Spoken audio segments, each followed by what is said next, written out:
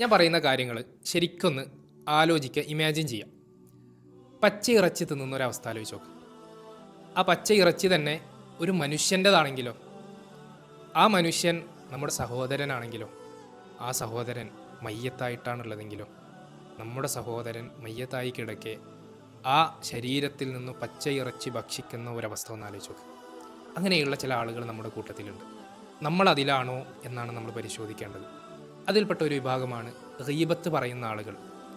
നമ്മൾ വിചാരിക്കും ഒരാളെക്കുറിച്ച് ഉള്ളത് പറയുന്നത് ഗീബത്തല്ല, ഇല്ലാത്തത് പറയുന്നതല്ലേ ഗീബത്ത് എന്നുള്ളത്. നമുക്ക് വിശദമായി പരിശോധിക്കാം.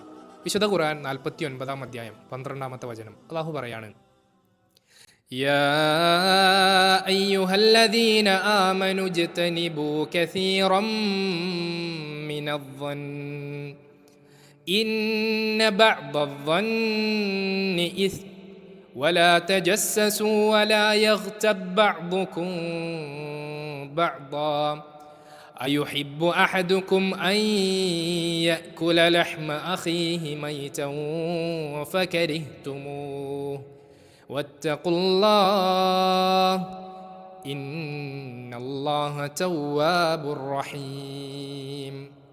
സത്യവിശ്വാസികളെ എന്ന് വിളിച്ചുകൊണ്ട് ഈ ഖുർആനിൽ, ഈ ഒരു സൂറത്തിൽ എത്ര തവണയാണ് അള്ളാഹു അഭിസംബോധന ചെയ്യുന്നത്? 5 തവണയാണ്. അള്ളാഹു പറയാണ്, യാ അയ്യുഹല്ലദീന ആമനു, ഏ സത്യവിശ്വാസികളെ, ഇജ്തനിബൂ കസീറൻ മിനദ്ദन्न, ഊഹങ്ങളിൽ നിന്ന് മിക്കതും നിങ്ങൾ ഒഴിവാക്കുക എന്നാണ് അള്ളാഹു പറഞ്ഞത്. എന്താ ഊഹം എന്ന് പറഞ്ഞാൽ? ഊഹം എന്ന് പറഞ്ഞാൽ നമ്മൾ ഒരാളെ പറ്റി വിചാരിക്കുന്നതാണ് ഊഹം. ഊഹിക്കുക എന്നൊക്കെ പറയില്ലേ? അത് നല്ല വിചാരമാകാം, മോശം വിചാരമാകാം.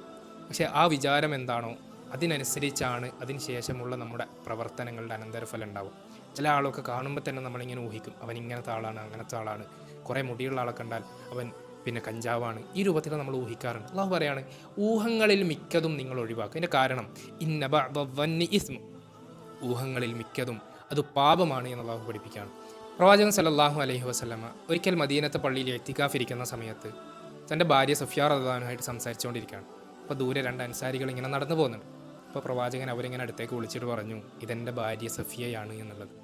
അപ്പോൾ അവർ പ്രവാചകനോട് അത്ഭുതപ്പെട്ടുകൊണ്ട് പറഞ്ഞു, പ്രവാചകരെ, അങ്ങയെക്കുറിച്ച് ഞങ്ങൾ മോശമായത് എന്തെങ്കിലും വിചാരിക്കുമോ എന്നുള്ളത്. അപ്പോൾ പ്രവാചകൻ പറഞ്ഞു, മനുഷ്യന്മാരുടെ മനസ്സിൽ ശൈത്താൻ പല രൂപത്തിലുള്ള വികൃതങ്ങൾ കളിക്കും, അത് ഭയന്നിട്ടാണ് ഞാനിത് പറഞ്ഞിട്ടുള്ളത് എന്നാണ്. അപ്പോൾ പ്രവാചകനെ കുറിച്ചിട്ടൊക്കെ മോശം വിചാരിച്ച് കൊണ്ടുനടക്കുക എന്ന് പറഞ്ഞാൽ അത്ര വലിയ വിപത്താണ്. അതില്ലാതിരിക്കാൻ വേണ്ടിയാണ് പ്രവാചകൻ അങ്ങനെ ചെയ്തിട്ടുള്ളത്. അപ്പോൾ അതുകൊണ്ടാണ് ഊഹങ്ങളിൽ മിക്കതും നിങ്ങൾ വെടിയണം എന്ന് അല്ലാഹു സുബ്ഹാനഹു വ തആല പറഞ്ഞു. അല്ലാഹു പറയുന്നുണ്ട്, ഇനി നിങ്ങളുടെ ഒരു സുഹൃത്ത്, ഒരു സഹോദരൻ, അവൻ എന്തെങ്കിലും വാക്ക് പറഞ്ഞാൽ ആ വാക്കിൽ ഒരു നന്മക്കുള്ള സാധ്യതയുണ്ട്, ഒരു തിന്മക്കുള്ള സാധ്യതയുണ്ടെങ്കിൽ നിങ്ങൾ അതിൻ്റെ പോസിറ്റീവ് വശം അത് ഇതായിരിക്കും അവൻ പറഞ്ഞിട്ടുണ്ടാവുക എന്ന് വിചാരിക്കണം എന്നാണ് അല്ലാഹു പറഞ്ഞിട്ടുള്ളത്. എന്നിട്ട് അല്ലാഹു പറയാണ്, വലാ തജസ്സസൂ വലാ യഗ്തബ് ബഅ്ദുകും ബഅ്ദാ, നിങ്ങൾ എന്ത് ചെയ്യണം? വലാ തജസ്സസൂ, ചാരപ്രവൃത്തി നടത്തരുത് എന്നാണ്. അഥവാ ഒളിഞ്ഞു കേൾക്കുക. 2 ആളുകൾ പറയുമ്പോൾ അല്ലെ 3 ആളുകൾ സംസാരിക്കുമ്പോൾ അതിൽ നിന്ന് ഒളിഞ്ഞു കേട്ടിട്ട് ചാരപ്രവൃത്തി നടത്തരുത് എന്നാണ്. എന്നിട്ടോ വലാ യഗ്തബ് ബഅ്ദുകും ബഅ്ദാ, നിങ്ങൾ ഗീബത്ത് പറയരുത് എന്നാണ്. പ്രവാചകൻ സല്ലല്ലാഹു അലൈഹി വസല്ലമയോട് ചോദിക്കപ്പെട്ടു, എന്താണ് ഗീബത്ത് എന്ന് പറഞ്ഞാൽ? പ്രവാചകൻ പറയാണ്, നിങ്ങളുടെ സഹോദരന് വെറുപ്പുണ്ടാക്കുന്ന കാര്യം സംസാരിക്കലാണ് ഗീബത്ത്, അത് പറഞ്ഞു നടക്കലാണ് ഗീബത്ത് എന്നുള്ളത്, അഥവാ പരദൂഷണം എന്നുള്ളത്.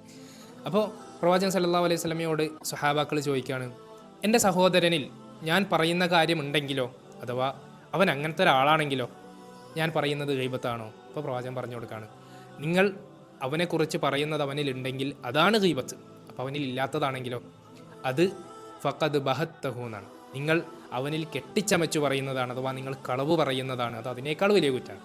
അതാണ് ഗീബത്ത് എന്ന് പറഞ്ഞാൽ. ഗീബത്തിൻ്റെ സന്തത സഹചാരിയാണ് നമീമത്ത് എന്ന് പറയുന്നത്. ഇത് പലപ്പോഴും ഒരുമിച്ചാണ് വരിക. ഒരാളെക്കുറിച്ച് പിന്നെ അയാളിലുള്ളത്, അയാൾ ഇഷ്ടപ്പെടാത്ത കാര്യം മറ്റൊരാൾ പറഞ്ഞു കൊടുക്കലും അതിലൂടെ ഫസാദ് ഉണ്ടാക്കാൻ ശ്രമിക്കുന്നതൊക്കെയാണ് ഗീബത്ത്, നമീമത്ത് എന്നൊക്കെ പറഞ്ഞാൽ. എന്നിട്ട് അല്ലാഹു പറയാണ്, അയ്യുഹിബ്ബു അഹദുക്കും അൻ യഅകുല ലഹ്മ അഖീഹി മൈതൻ ഫകരിഹ്തുമൂഹ്, നിങ്ങൾ ആരെങ്കിലും ഇഷ്ടപ്പെടുന്നുണ്ടോ നിങ്ങളുടെ സഹോദരൻ അവൻ മയ്യത്തായി കിടക്കെ അവൻ്റെ പച്ച ഇറച്ചി ഭക്ഷിക്കുന്നത് എന്നാണ്. സഹോദരൻ എന്ന് പറഞ്ഞാൽ സ്വന്തം രക്തബന്ധത്തിലുള്ളതും സഹോദരനാണ്, ഒരേ ആദർശ ബന്ധത്തിലുള്ളതും സഹോദരനാണ്. അഥവാ മുസ്ലിങ്ങൾ മുഴുവൻ സഹോദരങ്ങളാണ് എന്ന് നമ്മൾ മനസ്സിലാക്കിയ കാര്യമാണ്. അതുകൊണ്ട് വത്തഖുല്ലാ, നിങ്ങൾ അല്ലാഹുവിനെ സൂക്ഷിക്കുക. ഇന്നല്ലാഹ, തീർച്ചയായും അല്ലാഹു തവ്വാബുർ റഹീം, പശ്ചാത്താപം സ്വീകരിക്കുന്നവരും കരുണാനിധിയുമാണ് എന്ന് അല്ലാഹു സുബ്ഹാനഹു വ തആല പഠിപ്പിച്ചു തരാണ്.